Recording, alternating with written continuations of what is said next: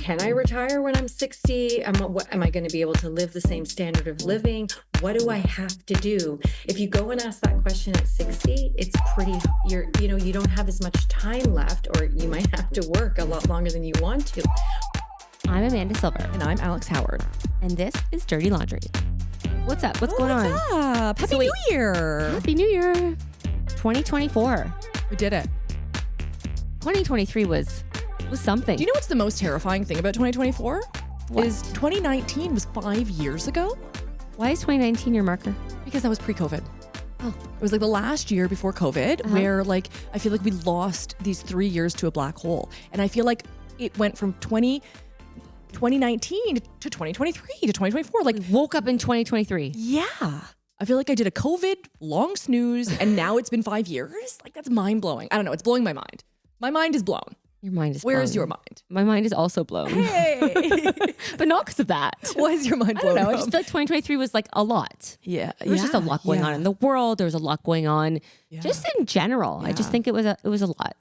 Yeah, no, it's fair. It was a big year. We had some major accomplishments though. This podcast has grown a lot in less than a year. We've been out on air. We've been out. No, like our podcast is out and about talking to the people. And it's been less than a year, but we've really, I think we've really grown. Yeah. We have so many exciting guests coming up this year. I'm so much excitement. Excited. We have also launched officially our DL community. Mm-hmm. So our support group is live and running, and it's brilliant. And it's just people supporting people through this difficult journey of life. Let's be honest. Who knew so many people just wanted to come on and talk to other people who are going through the same thing. And on today's episode, we have the brilliant Michelle Robertson. She is a wealth and money coach. She's a speaker, and she is going to help us all figure out what to do with ours.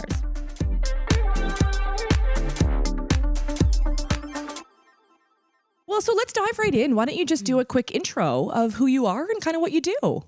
Great. Thank you so much. I'm Michelle Robertson. I am a Canadian CPA and I can't officially call myself a financial planner yet because I have to submit all my experience, but I've passed my exams for I'm a qualified associate financial planner. Amazing. I run a business called Ms. Money and Math, and I essentially help women to feel empowered with their money, learn how to manage it, how to hold it, how to work with it in their minds in the most healthy way, because there's a lot of mindset stuff we have to undo. And then I help them to grow it so that they can build the life that they want and have money as a tool, not as a hindrance on them or a stressor.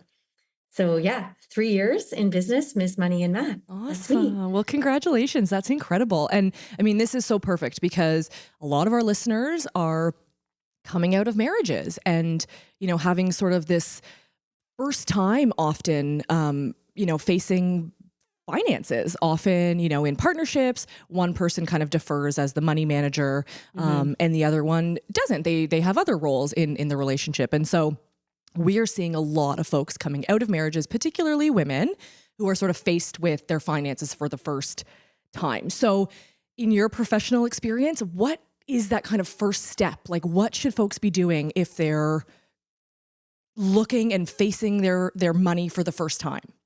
Yeah. First of all, what I want to say is I've worked with many women that have, they usually find me because they're either just about to go through this transition or they are in the middle of it, or they're, I met a woman last week kind of on the end trying to figure out the last pieces of like finalizing that agreement and everything. So, from what is the first step? I mean, this is such a general answer, but I believe it is to be true because there's so much going on when you're doing any kind of major transition. And I am innately aware of that right now.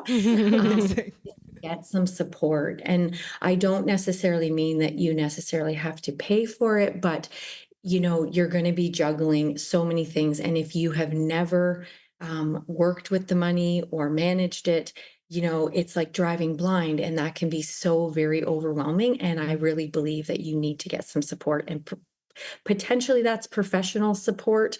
I always just ask people to be careful about where they seek advice from, right? I'm in a bunch of these Facebook finance groups, and it's amazing because it's supportive and everything. But sometimes I'm like, that's your experience. It's not necessarily what someone should be doing because all of our situations are so different. And that's why our personal finances are personal, right? So I just asked you to be careful about where you get that support, but to get some support so that you can figure out your next steps. And often your lawyer, if you're working with a lawyer or a mediator, they might have people that they can connect you with. You may have friends that have gone through this. Probably you do, considering the divorce rate is more often 50. than not, you do. Yeah. Do, and potentially they just could be a starting point of like, where do I start? How do you, but just, take all of that information with a grain of salt, because remember, your situation is different too. I think that's a very good Really good point. Is point. like being very careful, like you said, like just because your friends have gone through it doesn't mean they can give you the financial advice or guidance that you actually, you need, because everyone's situation is so different, especially with divorce. The finances are so, they're so specific to your situation and to, And so nuanced. There's just so many ways so to complex. approach it. Yeah. So you really can't compare your situation. But I think the feeling of being overwhelmed, I think, is something that so many people can sympathize with, because it is completely overwhelming to manage daunting, everything all of a sudden, especially someone who's maybe come out of a long-term marriage like that, especially I think is who we're talking about here. Yeah. And I feel like it's learning a new language. And so when you don't speak it, it's like, where do you even begin? Right. So yeah, I think getting professional advice really is your sort of best first step. What about maybe like some free resources, or a basic Google search that can kind of give you something? Because you're right. Should you be careful and watch out for the Google searches. Yeah, because there's so much misinformation. What do I do with my money? Well, I don't know. Google's like, who knows what Google's invest in Google stock. I know. Hi Siri, what should I do with my money? Like, careful with that one.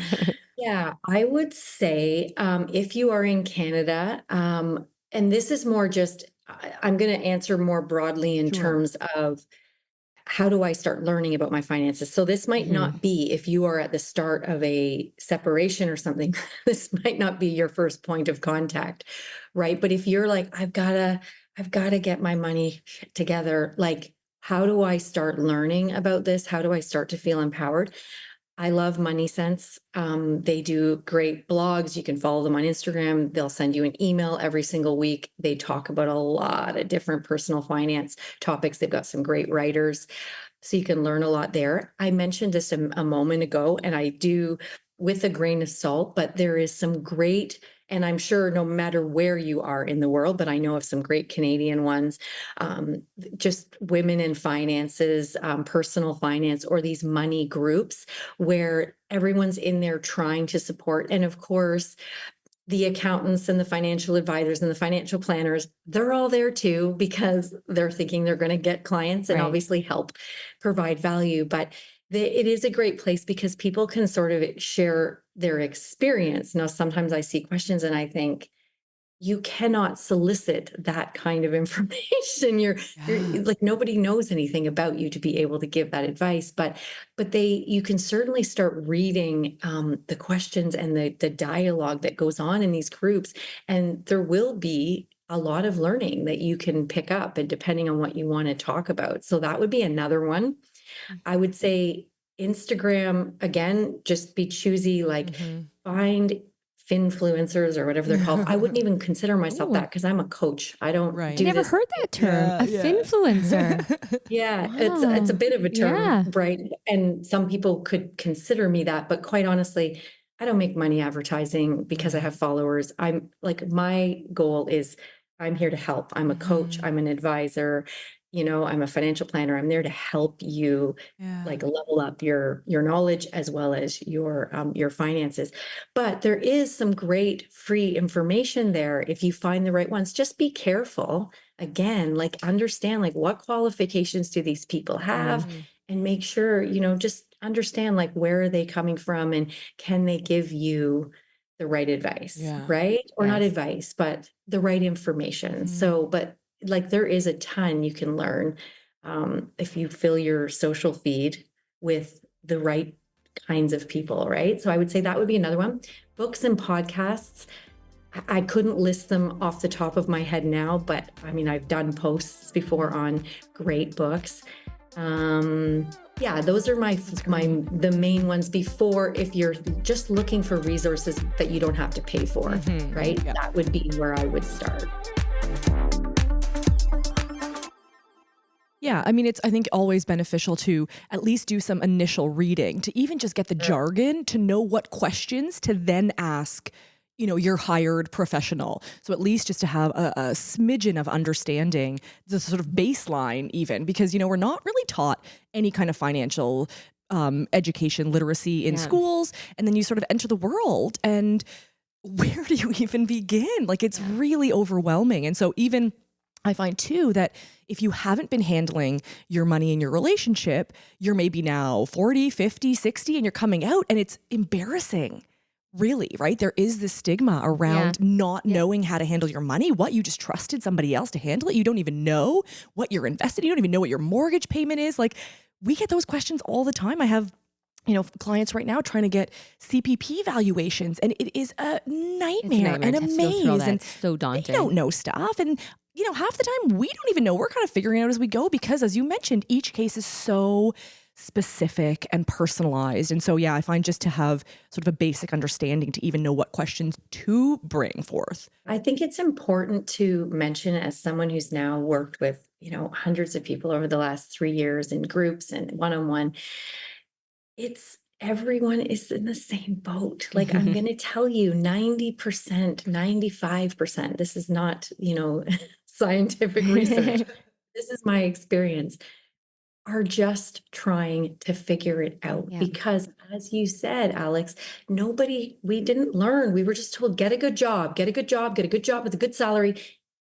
And then what? Then how do you manage it all and everything? So just know that, like, you think that everyone around you has it all figured out. I can promise you they do not. Yeah, honestly, that's like life advice. Yes. Nobody has it figured out. You take that one to the bank. Yeah, pick whatever category you are wondering about. Yeah, Nobody knows. right? And it's true. It seems like everybody else has those situations figured out. And it's good to know that they don't. Like, the wealthiest of people are living paycheck to paycheck and things like that. These people that you perceive as are doing so well and whatever, potentially aren't. And the shame thing with money is so interesting, and I believe this is very generational.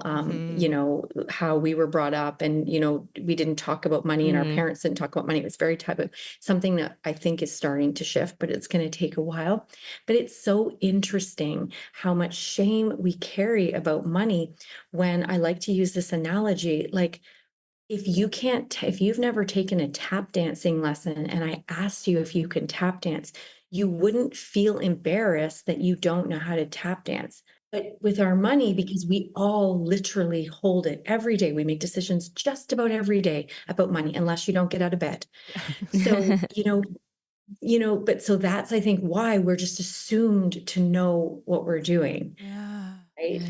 So you mentioned the generational thing, and I feel like we're experiencing this sort of our generation of, we don't have pensions. We don't have these sort of retirement plans. We are saving for hopefully one day to retire, but it's sort of not as, maybe black and white or cut and dry as it used to, which is, you have your company's pension and you have your, maybe the government retirement pension. savings. Yeah. And you work more of a conventional job, which is stay also in one job, changed. typically your whole career. And so, Now, people have multiple income sources now versus, I do my 9 to 5 and that's my salary. Yeah. So what would you say are sort of our best options in terms of a retirement plan?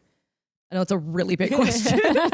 You went right to retirement. Oh my goodness. Yeah. Well, why not? Right? It's on my mind. I'm ready to retire. So I need ready. a vacation. She's ready for the nursing home. Yeah, exactly. Right? I would say the first thing is to have a plan. Yeah. Great start. Yes. Have a plan.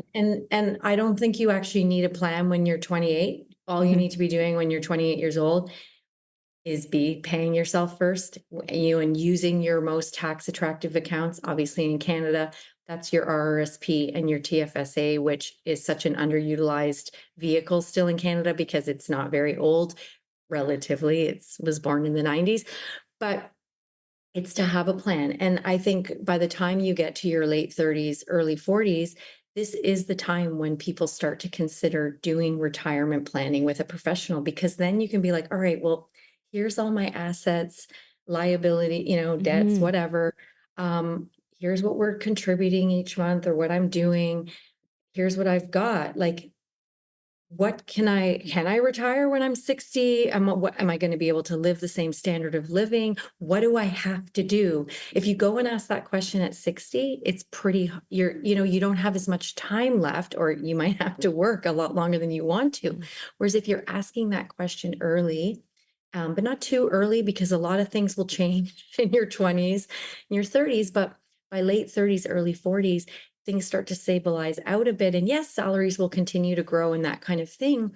But you then have enough of a runway to know, like, am I on track? Like, if I do X and Y for the next 15 years, or if I want to retire at 55, what do I have to do between now and Right. then? Because your best indication of success with building a retirement nest egg, whatever wealth, is time in the market. So it's the earlier that you can get invested, the earlier you invest, the more consistently you invest, the less money you're going to need to amass this nest egg. Mm. So don't worry, if you're 45 and you're just starting, you'll be able to get there. You're just going to need to put more money than if you start. It's like youth was wasted on the young. I'm always Hmm. like, oh, only when I was 25, I'd done more and I didn't have the debt till I was 32. But like, here we are, Yeah. right? Right. We can all be like, oh God, yeah, yeah, I know what she's talking about. So it is about being consistent and paying yourself first into those accounts as early as you can in life. And even when it feels hard, and it should feel a bit hard, that you're like, oh, I sort of feel like I need that $500 this month or whatever it is. But that is the whole trick to planning and being able to have a good retirement, is starting early and starting young, and being intentional about it, and then potentially getting a plan so that you're like, where am I? Am I on track? And sometimes it's, wow, I had no idea. I'm actually doing better than I Mm. thought, because our money, when it sits and it percolates, there's this beautiful thing called compounding, and it makes it easier. The once you have a certain amount, the more you have it, the faster it grows, is the best way I can Yeah. describe it in a very simple way. No, that's perfect. So one of Yeah. the things I love doing with my clients when we're in the middle of our separation discussions is have them do a budget, Budget. because it's so important to actually know, okay, if we're living in two different homes now, what does that look like? So from your perspective, what should folks be budgeting for savings, like in a percentage capacity, maybe, let's say? So I always suggest, I use the 50-30-20 rule with all of Okay. my clients. And what that is, and again, this is only a guideline in certain places. If you live downtown Toronto, potentially your needs might be more than 50%, right? So the whole concept of the 50-30-20 is that your needs are roughly 50%. So that is the roof over your head, your car to get to work, your food.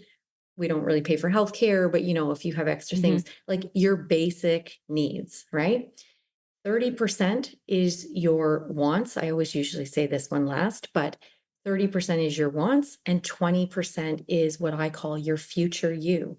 This is putting the money aside, right? So whether it's hopefully you're paying, if you've paid, and when I say pay down debts, I don't mean your mortgage, because a mortgage would be included as one of your needs, like it's a mortgage payment, right? Hmm. But if you have any, obviously, debts, but hopefully once you get past the debt part, it's just money that you're funneling into your investments and into your future. So I use that as a starting 20%. 20% of your after tax income is what you want to be contributing. But again, if you have great goals to retire early, you're probably going to have to do more than that. And if you can do more than that, meaning you've got, if you live somewhere where your needs are less than 50%, then that's the discipline and the intention around, okay, I want to I want to divert more to that as opposed to more to the stuff, the wants. I mean, there's a balance there, Yeah. obviously, but that's a starting point, 20%. You know, when, and this is super basic, but most folks are told, okay, your mortgage should be 40% of your, or like, well, let's say no more than 40% of your income. Your income. So if you're using that calculation, there's no way that 10% of the remainder of your paycheck is going Covers to your- everything else. There's no way. So Yeah. is that a misnomer then to think like, the that our type of- mortgage should be that high? Yeah, I think, and this is where it's only a guideline. I think the 40% is the ideal of the max, right? And I think that that is the reality in a lot of markets and certainly in the last few years. Now, if you think about it, when there are two people, then that 40% is split. And I get it. Then we have to make different decisions when we're on our own if we're holding and managing a whole mortgage, right? The Right. bank won't lend you more than 44%, I think, of your gross, but man, that is living like house poor. And there's a real thing in this country, specifically, I think probably in the US too. So I could probably say North America, of like that you have to own your house. You have to have your house. And sometimes, like, I see it all the time and I see it in these groups, people are living to survive their mortgage. Yeah. And it's heartbreaking, right? And so I think there's a real mind shift there of, how do you manage all this? Because as I love to say, and I don't love to tell people this, but it's a reality. You can't eat your house in retirement. Right. So, meaning you have to be able to feed yourself in retirement so that it'll be great that you have this big house. But then what if you can't do any of the things and you can't pay the bills because you've got this house, you've got this paid off house, and that's what you've got. And yes, there are strategies and things you can do, but the ideal is that you're able to do both, right? You're able to be contributing, taking advantage of any employer RRSP matching programs. There are still pensions out there, but they're not as common, obviously. So these matching schemes, and really trying to do what you can with your after-tax dollars. But you're right, it would be pretty tough to live in a big city and have 40% of your. But then saying that, there's a lot of people that live in the big city that your salaries are also Matching. higher Right. than that. And, and maybe this is you've got to buy a house you can afford. And that's a crazy thing to say. Right. And what do you do for people who are going through a separation divorce? And so they live in the city. They are obviously most likely selling the home that they share. And now they both need places to live that sort of equivalent to or not. I mean, downsizing is one thing, but something that they can afford. Maybe they're walking away from the divorce with some lump sum payment. Like, do you suggest that they immediately go and invest that into a property? Or like you said, maybe owning a home isn't the ideal? Well, I would say overarching, I can't answer that question general. Like it's going to be different Yeah. for every scenarios are going to be different for everyone. But I would say that I would probably take a really big deep breath first. I would probably, as someone who, is just coming back to Canada, and again, I'm not going through a divorce with children and all those things, but I'm going to rent for the first time in 15 years, because I'm like, I need to like figure out where I want to be. Right. That like I've moved myself to Hamilton right now to be closer to my sick dad. And what if I hate Hamilton? What if I don't want to live here? I lived in Toronto for 20 years, that kind of thing. So I just think when you go through a really immense change, I think you need to take a big, deep breath first before you decide whether or not, because there's so many things to consider. Can you afford something in the city where you are? Now you're tethered potentially to that other parent where you have to be somewhat close, so that, this whole visitation thing, what's going to make sense. So I don't think there's an answer. There's not one answer to give on that, but I would say if if you receive a large sum of money as part of a separation or divorce, which does happen, first of all, I would probably get some support, like, Yeah. and that would be some paid support, Yeah. I would say, to help you like think about what's going to work. Because sure, you'd be like, all right, I'm going to just go dump this back into a house, but then are you going to be able to manage your life? Mhm. Are you going to be able to really afford your life in this different reality? And as you said, Alex, your budget's going to look completely different as Yeah. it did before you were married, when you were married. So I think don't rush that next step, if that Right. makes sense. And That's there great might be advice. a baby step in the middle where you just do something somewhat temporary, like renting Renting. until you Yeah. can kind of figure all of that out from a financial as well as an emotional perspective, Hmm. right? Yeah, you have to make the biggest decisions of your life when you're the most emotionally, Emotional, sort of like vulnerable. Yeah. Yeah. vulnerable. Yes, exactly. You're going through separation. There's so much going on. And now you need to figure out how you're going to invest your money and what type of support payments you're going to negotiate and all of these things that will affect you for the next 20 plus years. And especially if, as you mentioned before, if the money wasn't something that you really managed before, like that's where you really will need some real support to help. But some of it is going to be every decision that we make isn't always financial, even though it's like people be like, should I buy a house with this? And it's like, well, that's like, I can't answer that for you. Like from a financial perspective, sure, there's the whole affordability and all of Hmm. that. But there's also the lifestyle Yeah. decisions of whether we own a house or we rent. And it really can depend based on where we are, whether we're in a transition. Because you want to buy a house and then in 2 years be like, I want to be somewhere else. Yeah. That won't make Right. sense either, right? So it's not all financial. Those Figuring out decisions, where you want to be is a big part of it too. Yeah, yeah, I think it's a hugely emotional decision, especially when we're talking about property, right? Often you're leaving, let's say, a matrimonial home. You typically are forced to sell to be able to afford Hmm. now two residential, dwellings, if you will. And you don't want to rent after you've owned, right? There is like that little bit You want of that sense of permanency I was actually going or to just just like, stigma. It's like that. Honestly, quite frankly, it's like getting married. It's like you're ticking these boxes. I bought a house. I got married. I yeah. had 2.2 kids. I got my dog. Like, and if you don't do it, there's like something wrong with you. There's this kind of like piranha situation. And I think your point is actually really smart. Take a breath. This is an insanely emotional Yeah. time. You actually don't know what your life is about to look like. No. Take small steps. yeah. And I just want to talk about that stigma because it really, really upsets me. And this is before I was obviously contemplating renting, but because, as we know, specifically in Canada, and it's starting to be an issue in the US as well, most people can't afford to buy a house on Yeah. the salaries that we make in these countries on average.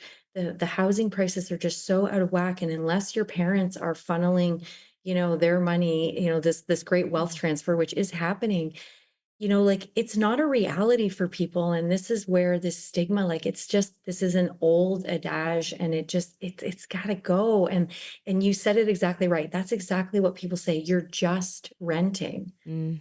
Ew. Like, you know what I mean? And Yep. and look, I'm about to start this whole process myself because let me tell you, it was very tough after I've, bought a house in Toronto, ripped it all down, and like not the Wow. bricks, but like Yeah. literally gutted the entire thing, made it exactly what I wanted it to be. It was absolutely stunning house.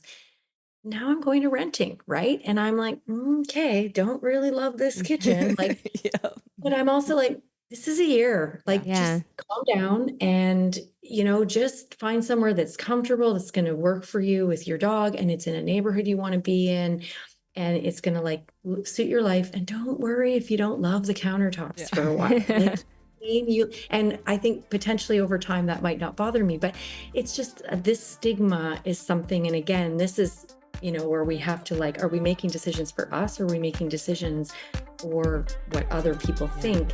And that is a whole bit of work. I have a question about financial disclosure because I have seen, in the law, you have a right to get full financial disclosure from your spouse, right? You can request it, you can see everything. It's time consuming. It's exhausting. It can be expensive. You got to go get pensions valuated. You've got sometimes forensic accountants are involved. There's so much. Some people who are sort of, I guess I would say lower conflict, they decide to waive it. They're like, you know what? I don't need to go through all of that like audit of my life. I just here's what I have. Here are my numbers. I trust you. You trust me. Is that a good idea? Like to waive that? You know, I don't think it's necessarily financial in some cases. And as someone who went through an ugly divorce, and it wasn't a financially ugly divorce, it was a New York minute marriage. So it was just about the fact that he stole my dog.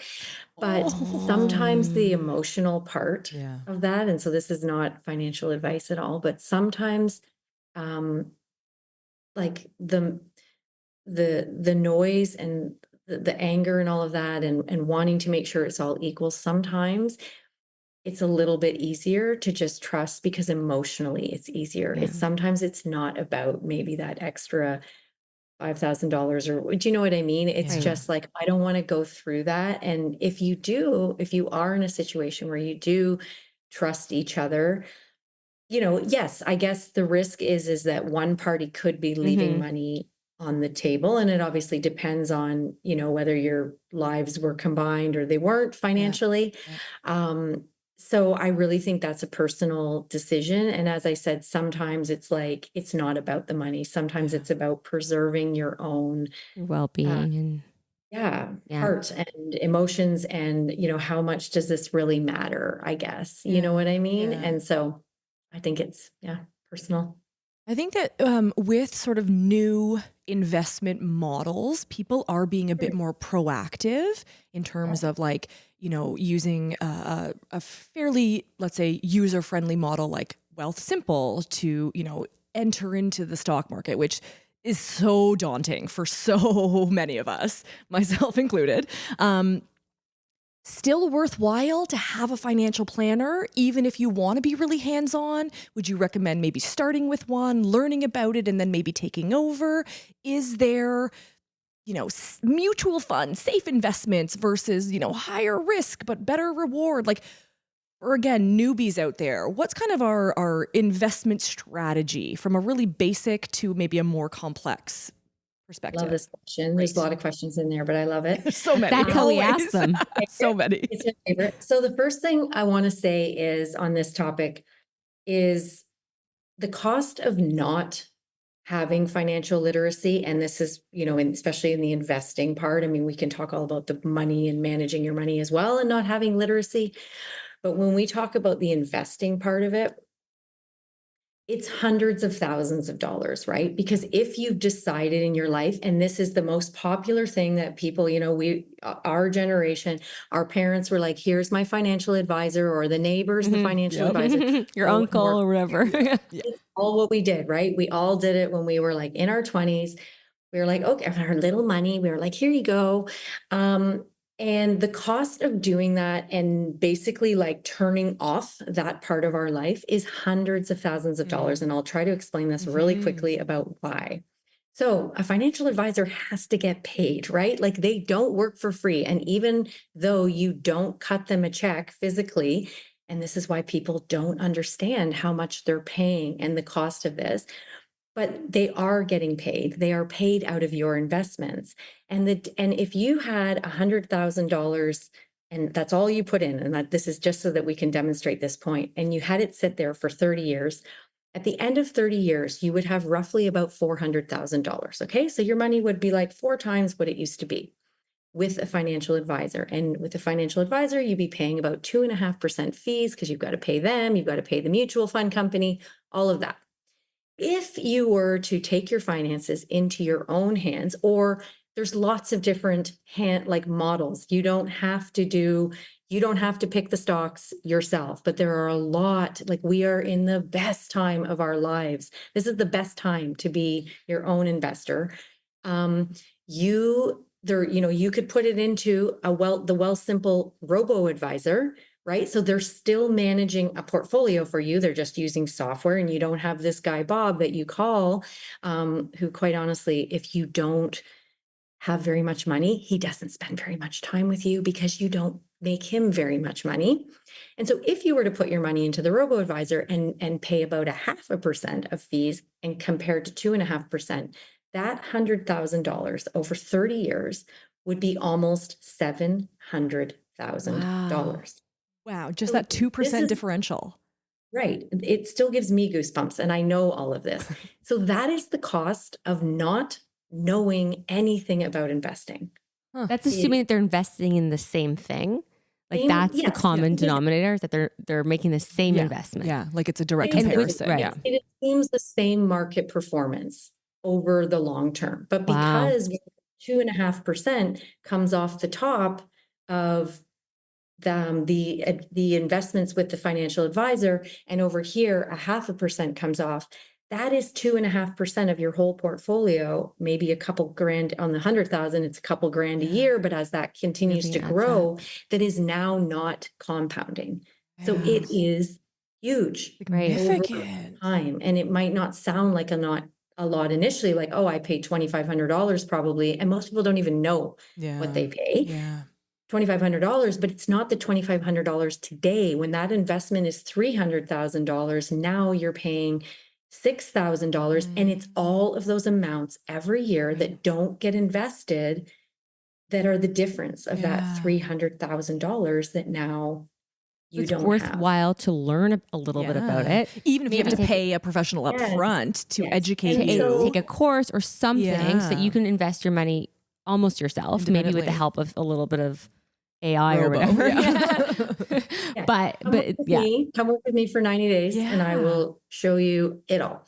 Love that. so But what- yeah, like that is, so I do like that. That is the cost. And Wealthsimple is one of a great option as a starting point for new investors.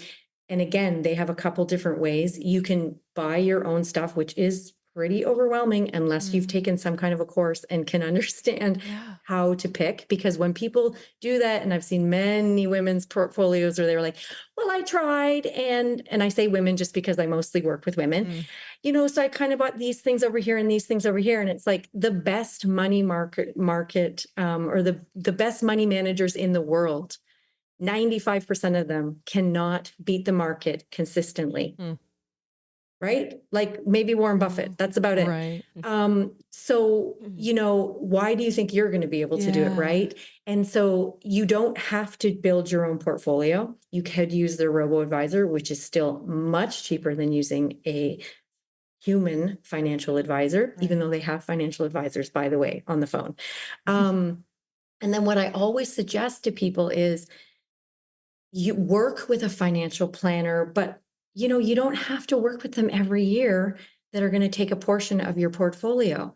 You could check in and work with one, get a financial plan, for retirement, and spend a bit of money with one every 3 years or whatever, because instead of having somebody, there's a whole fallacy in the market about people think financial advisors and financial planners are the same thing, but they don't know as much about financial planners. People think, oh, well, I can go to my financial advisor. He's going to help me make this decision about whether I can buy the house off my husband and whether I can afford it and what the implications of that are. Your financial advisor, 95% of financial advisors do not have the qualifications of a financial planner. They do not make these decisions. They know how to build portfolios in a diversified and risk appropriate way for people. That's it. Most of them, if they are CPAs or they've got a financial planning designation on top, sure, they can do those things. But 95% of them are mutual fund dealers, and that is what they can do. They have a license to buy mutual funds and build your portfolio.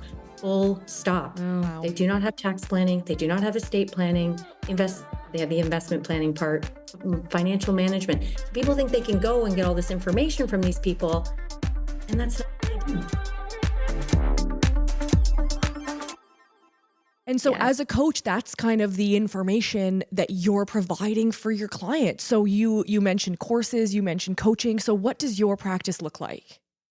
So my practice is mainly three pillars. I have three basically main programs that I have. I have my 10 weeks to financial fierceness, which is my foundational 90 days. I'm going to show you, I'm going to help you heal your mindset. I'm going to help you learn how to manage your money. Not all of us are bad at managing money, but none of us were given any structure of like, how do we kind of know where everything is and like Right. that kind of thing. And then I have a couple very big modules on the basics, the foundations of investing, like understanding all the terminology. And by the end of this 90 days, my goal for all of my clients is that you will be able to implement one of my lazy bones investing strategies, which does not include using a financial advisor, like that will be cost effective, tax effective, and will work for you. So that's my kind of signature program. And then I also have a bigger container where I work. It's called Her Freedom Fund. And this is for women to accelerate and plan their retirement. So it's for women that have capital. They want to work so they get everything inside the 10-week program. But we work together for 5 months. They get one-on-one support every month, like one-on-one coaching sessions. And then I also, at the end, I do retirement planning. So I will prepare a retirement plan for you. Take all of your assets, using all the Canadian tax tables and inflation and all of that, assets, liabilities, salaries, what are you contributing? And like, when can you retire? And to help you decide, like, if you're like, okay, at 55, I want to be work optional, or at 50, I'd like to be able to choose what I do, right? I don't always like to say retire because people don't necessarily at 50 just want to be like, all right, now I'm going to just do nothing all day, but what do I have to do in the next 10 years to be able to be work optional or to like scale back to consulting? And I'll build that plan for you so that you can see what that looks like. And then the other thing I do in that container is I do an introduction on advanced investing strategies. And what I mean by that is a bit on real estate investing, the intro. I mean, there's so much to learn about real estate investing. I'm still learning myself. But private lending, which is another great way that you can make money, but there's some complexity to it. And just understanding these other ways that are not really in the mainstream for regular investors and trying to bring those. It's just you have to find these opportunities and learn about them because the big banks and the big institutions, they don't push that stuff out, right? Right. Only the wealthy really Yeah. get access to a lot of these And things. that's so how the it's wealthy teaching keep you. getting wealthier. They know it Yes, all. Yeah. right, Yeah. right. And then I obviously will also just do retirement plans on the side. If people come and they're like, I just want to, do a retirement plan, put a financial plan together, then I also will do that. So that's my Amazing. main offerings. That's incredible and so perfect, literally for all of our listeners who are either, need to be now on their own managing and learn what that looks like, or investing their lump sum of, their half of the mat home, Or even if they're not getting divorced and they just haven't been managing their money the way they want to. I'm literally like, I wish I knew this prior to doing all of my Christmas shopping, because I might have just gifted every woman in my life your courses because, oh my God, we need this. Like, this should be in the school system, right? These like That's the basic problem, financial is that it's tenets. not in the school No. system. Which great for you, because now you have a ton of customers and clients coming out because none of us know anything. Yeah. But no, that's incredible, Michelle. Wow. I have learned so much. Thank you. Before we go, any last minute, tips or tricks that we did not ask you about? Or do's and don'ts. We always love a good do's and I like a don'ts. do and ending. You know what? I think the most important things I've probably already touched on, but it's really committing to paying yourself first consistently every month. And sometimes people are like, but I don't have very much, so $100 doesn't really matter. But it actually does Yeah. over the long term. But it's really about that putting intention into your money. Like that's all a budget is meant to do, is to put intention into your money of how you want to spend it. And a lot of times, unless you do past expense analysis, you don't actually know. And I've seen it, I have all my clients go through this exercise. Very powerful way to change your behaviors. And then just learn. Yeah. There's so much resistance and shame, as you've said, but know that you're not alone. I promise you, most of people are just they're exactly where you are, even if they're not saying it. And find your tribe. Like Find a group of women that want to talk about money, because I promise you, if you start those conversations, people will be like, oh, wow, it's so nice. Like, I have so many clients that are like, I just want to talk about this with people, with someone, And so that's why I'm paying you, but Totally. it's We like, need to just have you to start. come into our support group to chat Yes. with our community, because that's what we're building, a community for people to just come together to talk about these issues. Yeah. In like a safe space. And I think that would be great if you'll I'd love to. join. Yeah. Amazing. That would be great. Michelle, love- thank you so much. Thank This was you. amazing. We're so grateful for your time and for your expertise and all of your incredible nuggets of wisdom. So thank you for Welcome joining back us. to Canada. Yay, welcome back. No Just in time for way, the snow. Well, thank you guys so much for having me. It's a great pleasure and honor to be able to speak on your podcast and just to share. I'm super passionate about this stuff, and I just want everyone. And one thing I didn't mention with women or in the marriage is whether your marriage is still together, as you said, or it isn't. I just want everyone to take an active part in the money, even if you're happily married and everything.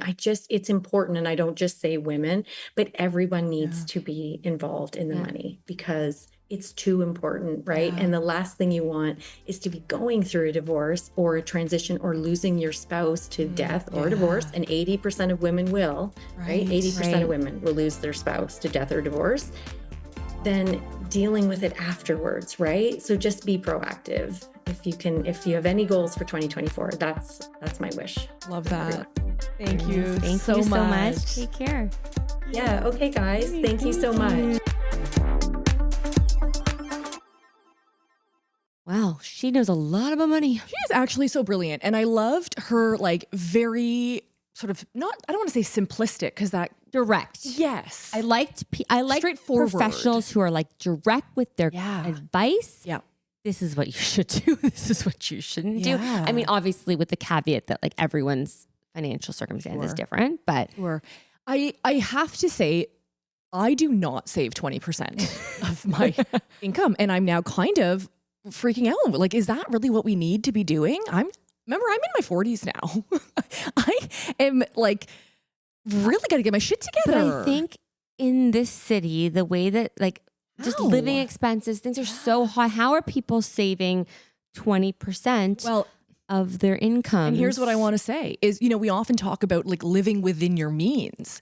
If you take that 20% out. And just look at that remainder, 80%, those are your means.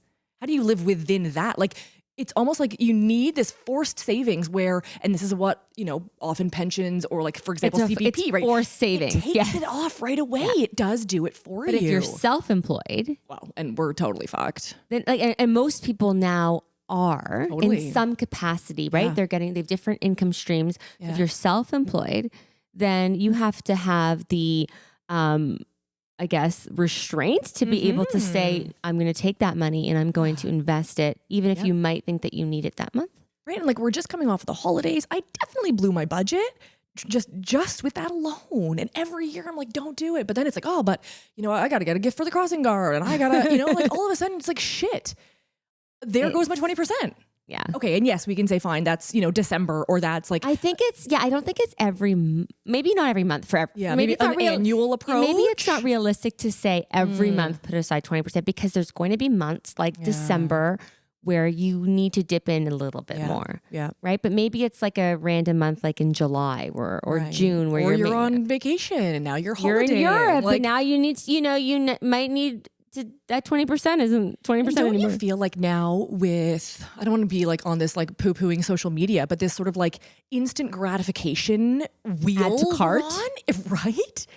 And it's I literally slide my finger to the right and my order has been placed. I know. That's not good. It's terrifying. Because you don't have that. If I sometimes what I'll do is I will add a few things to the cart, and then I'm you know what? I'm going to come back to my cart. I love a good comeback. Yeah. And then if you sometimes I'm I don't even want that. I don't even want it. Why did I even add that in? And having that, I think that's a really good tip. Just And to she mentioned take a breath. taking a breath. That's the breath. Yeah. But sometimes it's so easy, especially if it's Boxing Day sale or it's Right? it's Black And this fear of Friday. missing And oh out my and- God, I'm going to lose my coupon code. Oh my God, I'm going to lose it. There's 2 left. It says limited stock, and it plays with your head. Fucks with your head. Yeah, and then you're like, like, oh my God, I bought it. Yes. And it's like this sense of relief. It's like, I won. I got it. No, did you win? No, they fucking won. You gave them your money. You're an idiot. You lost your retirement for that extra You just double sweater. clicked on your retirement. Oh, wait, you just gave it away. Yeah. So I think it's really hard to. It's very timely. January 2024. Folks, let's get our ducks in a row. Yeah. And some financial plans for this make year. Some smart choices. Make some smart choices. And if you need help, phone Michelle. She's brilliant. This episode was written and created by Alex Howard and Amanda Silver. Produced, edited, and engineered by RTF Productions. Make sure to rate and review our show if you loved it, and give us a follow on Apple Podcasts, Spotify, or wherever you stream your podcast to stay up to date on all upcoming episodes. Thanks for listening, and go easy on us. We're not your ex.